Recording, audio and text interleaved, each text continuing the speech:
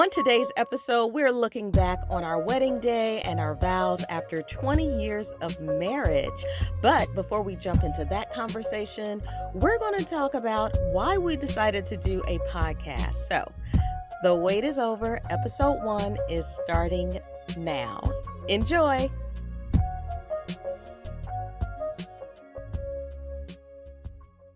Hi, everyone. Welcome to the Love Affair podcast. I'm your host, Robin, also known as Robin the Renaissance. And I'm Jim, her husband and co-host. We're here to talk about all things love and relationships. That's right. And today is our very first podcast episode. I think we've been talking about this for probably about a year.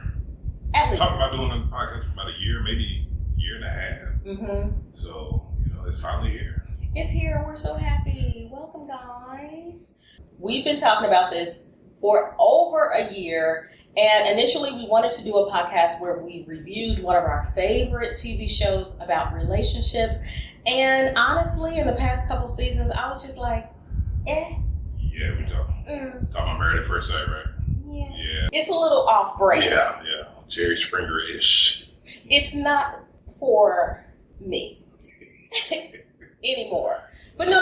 Not even to trash it. I just really love the concept of it. And over time, it really has degraded the value of marriage and relationships in a way that I just don't have an appreciation for. And then the episodes are 3 hours plus pre-show, post-show, all that stuff. And I said, who has time? I'm not totally giving up on it just yet. I'm Mimi Leaks when she said, the door is closed. So are you Portia where she was like, the door is cracked? I didn't know Portia said that, but sure. Honestly, I don't know. Oh, really? Oh, okay. Yeah. Well, if Portia said that, that's what I'm saying. If I watch, I think you might tune in a little bit and we'll go from there. Okay, I'll promise you this. I will not watch a single episode. Of what? Married at First Sight. Okay. For entertainment.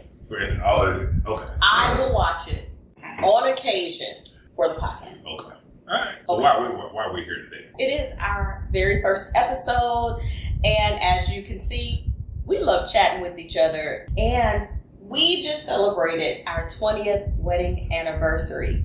We are wrapping up a 2-week-long vacation. We kicked the week off with the Love Affair dinner party. We had a few of our couples, friends come out and help us celebrate, and that's when we announced, hey, we're going to do a podcast. And I think the best place to start is at the beginning. So let's talk about our vows. So, do you remember our wedding vows? It was the standard ones. Okay.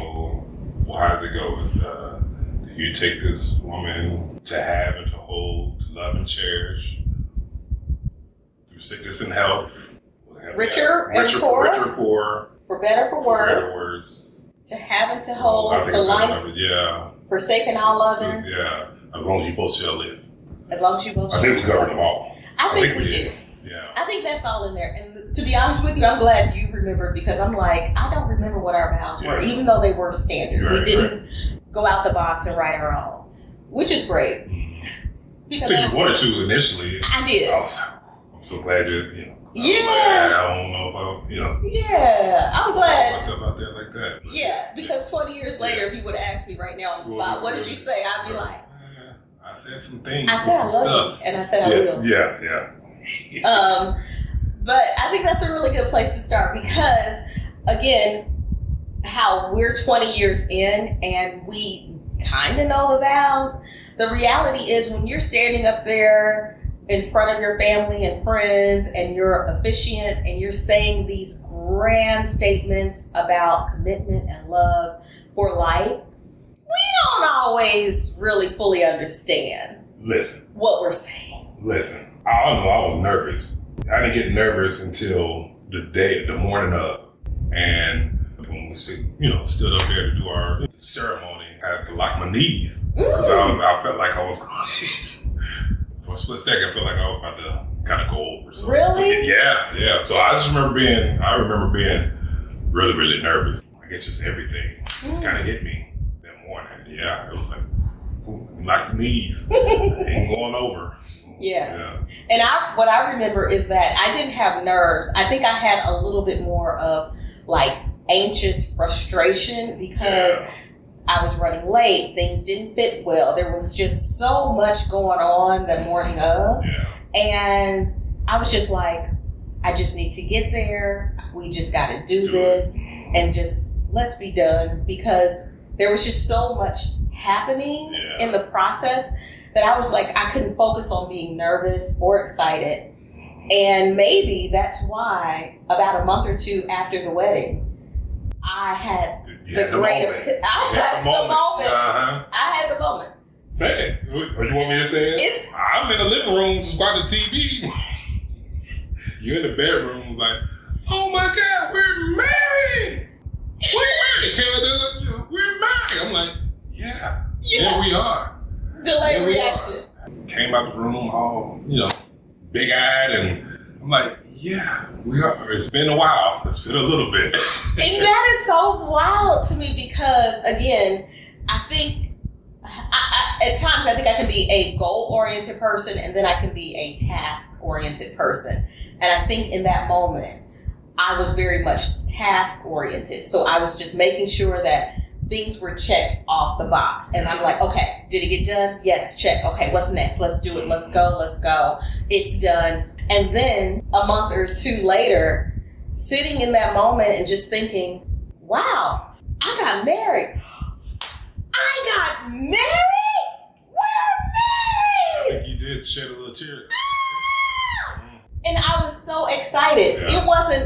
When I say it was a delayed reaction, it wasn't delayed because I needed to coax myself into feeling joyful. It literally was because I was just in the process, in the stress of it. I didn't give myself time to be present. And that has been part of my MO for a lot of things in life. Like certain things that I'm involved in, it's really just a blur. And then years later, I'm like, wait, I did what? We were so young too, though. I mean, we were young. I don't know if that had anything to do with it, but in 24, 25. Yeah. I don't know, man. Your brain in you. Maybe it's just now getting developed or whatever. My brain is developed. But I mean, fully. Yeah. It was developed fully. Okay, fine. But I'm just saying it was young. We were young, and maybe that had a lot to do with it.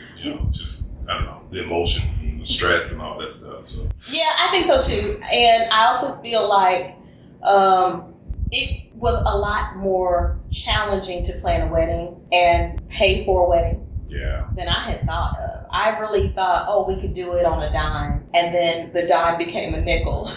And then the nickel became a penny. Oh. What? Why are you going backwards? Because it was expensive. We're already trying to plan a wedding and we were poor.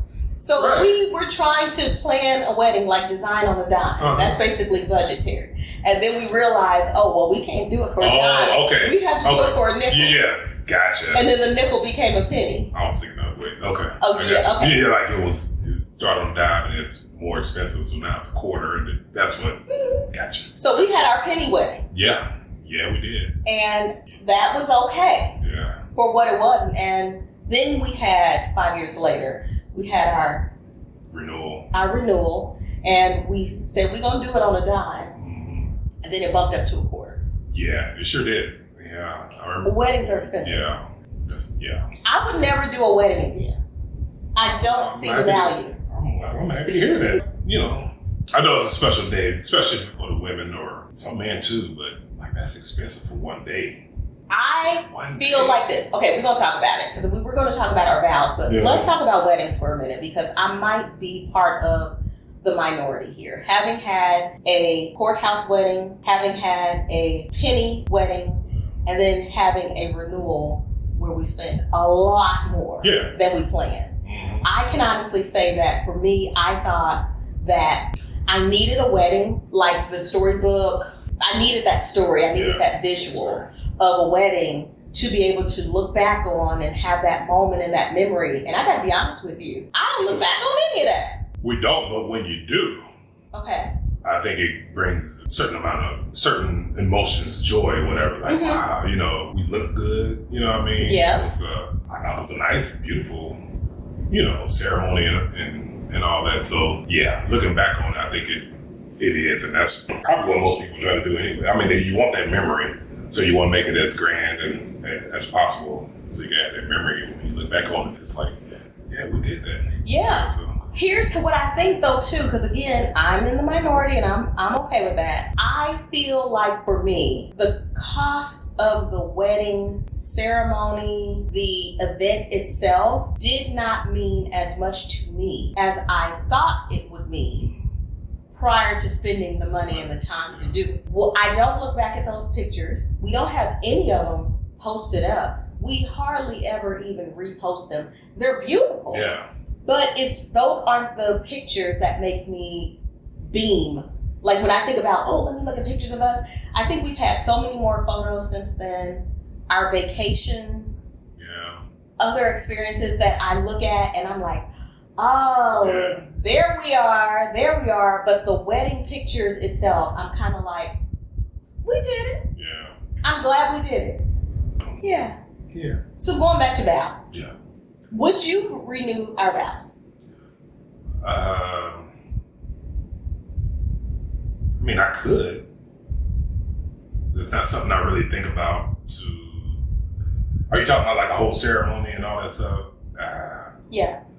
I don't have to do that. I'll be honest with you. I know you talked about it. We talked about, we was planning what to do for our 20th.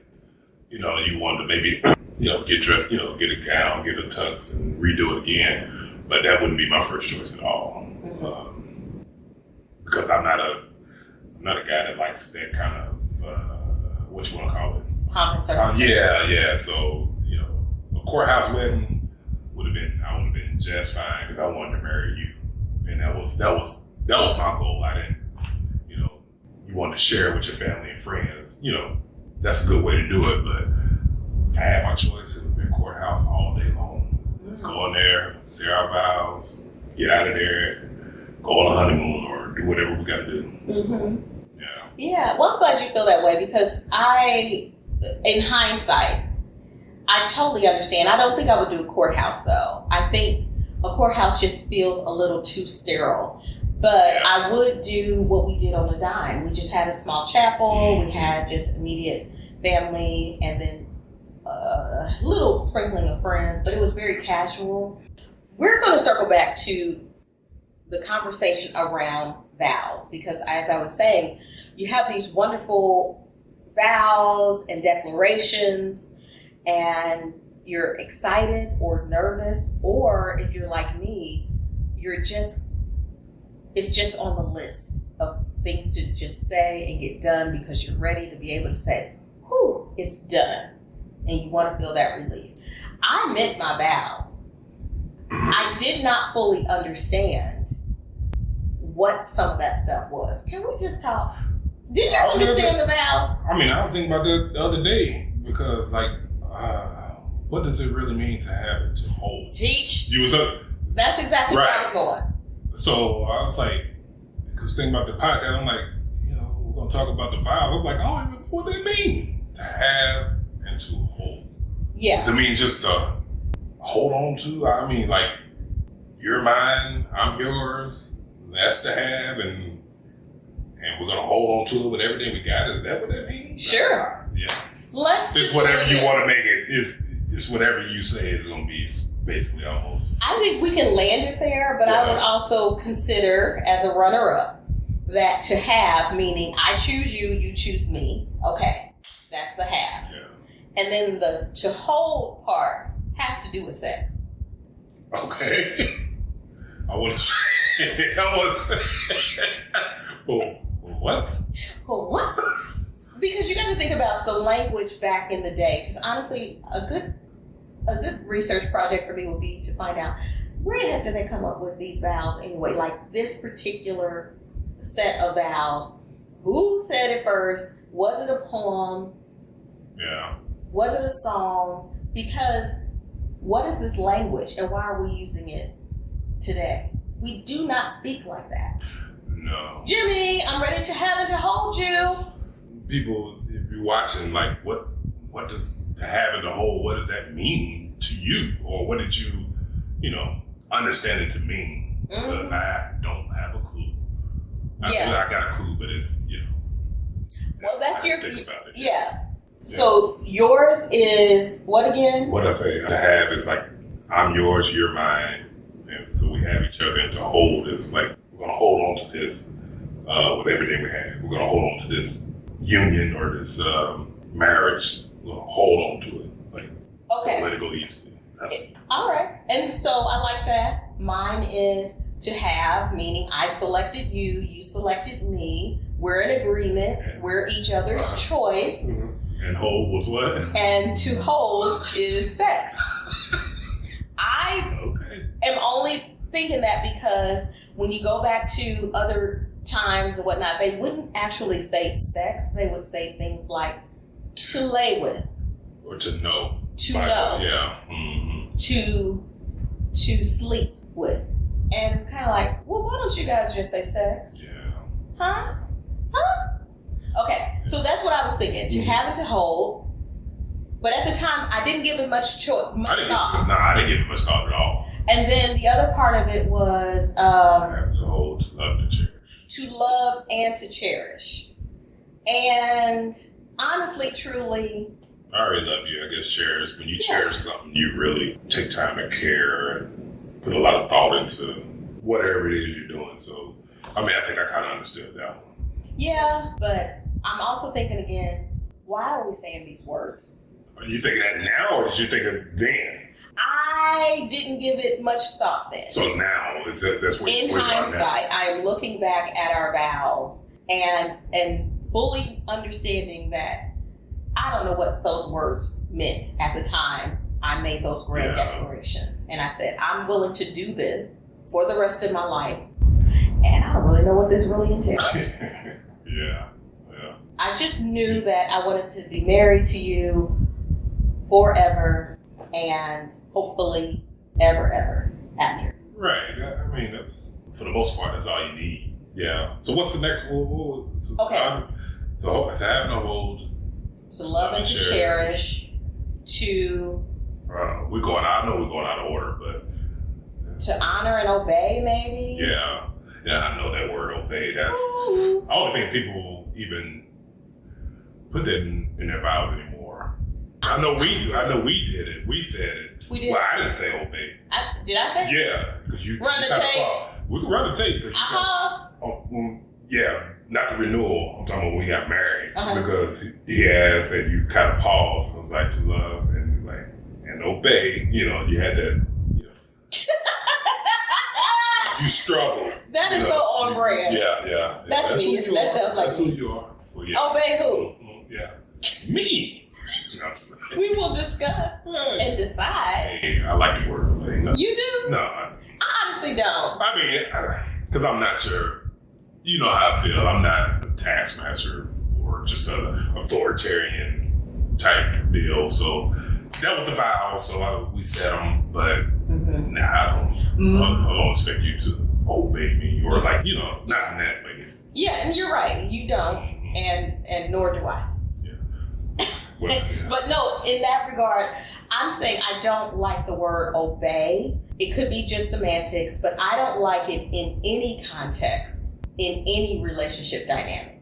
I do not like the idea that someone has to obey. I think obedience that's a conversation for another day, but I think it can really be just an abusive and toxic dynamic.